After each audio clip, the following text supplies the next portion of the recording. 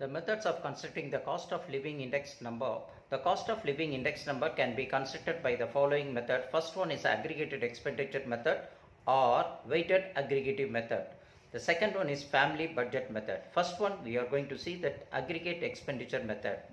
This is a most common method used to calculate the cost of living index number.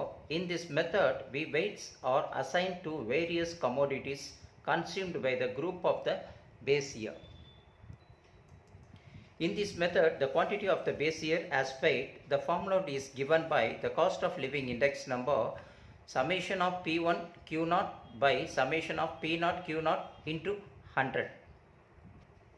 Here we have one note that formula for aggregate expenditure method to calculate the cost of living index number is the same as a formula of Laspeyres method. The second one is a family budget method. In this method, the weights are calculated by the multiplying the prices and the quantity of the base year, that V equal to summation of P0 Q0. The formula is given by the cost of living index number summation of PV by summation of V, where P equal to P1 by P0 into 100 is a price relative, then V equal to P0 Q0 is a value relative. One note is given, this method is same as a weighted average of the price relative method. So when do we use this method? When the price and the quantities are given in a sum, the aggregated expenditure method is used. When the price and the weights are given in a sum, the family budget method is used. Example 9.15, calculate the cost of living index number for following data அப்படின்னு கொடுத்துட்டு commodities, quantity, price கொடுத்துட்டு base year, current year கொடுத்துருக்காங்க.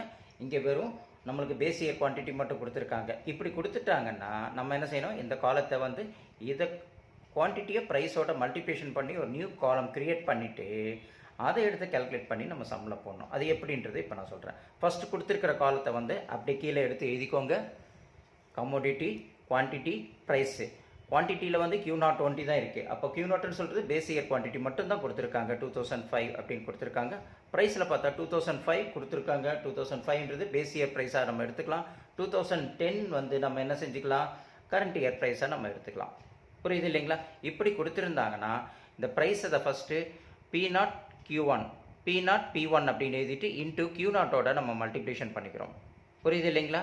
அப்போது P0 Q0, அது P0 Q0 வந்துடுது. இந்த P1 Q0ஓட இங்கே multiplication ஆகுது. இது ஃபஸ்ட்டு வந்து P1ஓட Q0 அதை எடுத்து எழுதிக்கிறோம். அடுத்தது P0ஓட Q0 அதை அங்கே எடுத்து எழுதிக்கிறோம். அப்படி நம்மளுக்கு ரெண்டு தனித்தனியாக நியூவாக ஒரு இது கிடைக்கிது இல்லைங்களா? அந்த க்ரைட்டீரியாவை எடுத்து எழுதிக்கிட்டு இப்போ கமோடிட்டிஸ் ABCDE அப்படி கொடுத்துருக்காங்க. இங்கே குவான்டிட்டிஸை கொடுத்துருக்காங்க, பேஸ் இயர் குவான்டிட்டியை கொடுத்துருக்காங்க. இங்கே ப்ரைஸில் வந்து ரெண்டாக கொடுத்துருக்காங்க. கரண்ட் இயர் ப்ரைஸ் கொடுத்துருக்காங்க, அதுக்கப்புறம் பேஸ் இயர் கொடுத்துருக்காங்க, இங்கே கரண்ட் இயர் கொடுத்துருக்காங்க இல்லைங்களா? ஸோ இப்போ நம்ம என்ன ஞாபகத்துக்கு வச்சுக்கணும், இந்த ஃபார்முலா மெத்தடில் நம்ம போட்டோம் P1 Q0ன்னு வருது. அப்போ P1 Q0 அப்படின்னு சொல்லும்போது P1 எங்கே இருக்குது, கரெக்டாக P1 இங்கே இருக்குது இல்லைங்களா? அப்போ Q0 எங்கே இருக்குது, இங்கே இருக்குது இல்லைங்களா? அப்போ இது ரெண்டு தான் இருக்குது. அப்போது 10 into 9 நம்மளுக்கு என்னது, 9 into 10 நம்மளுக்கு என்னது 90. அப்புறம் 12 into 8 96. அப்புறம் 17 into 15 255. அப்புறம் 19 into 16 304. புரியுதுங்களா? அடுத்து 17 into 15 நம்மளுக்கு என்னது 255 அப்படின்னு வருது. அப்போ இதை எல்லாத்தையுமே நம்ம என்ன செய்கிறோம், இதையும் அதாவது குவான்டிட்டி Q0யும் இந்த P1யும் தானே கண்டிஷன் கொடுத்துருக்காங்க. அப்போ இதெல்லாம் மல்டிப்ளிகேஷன் பண்ணி அந்த டோட்டலை இங்கே எழுதிட்டோம். இந்த டோட்டலில் நம்ம என்ன செய்கிறோம், இங்கே எல்லாத்தையுமே ஆட் பண்ணுறோம். எது 90, 96, 255, 304, 255 இதெல்லாம் ஆட் பண்ணோம்னா நம்மளுக்கு என்ன கிடைக்கும், 1000 கிடைக்கும்.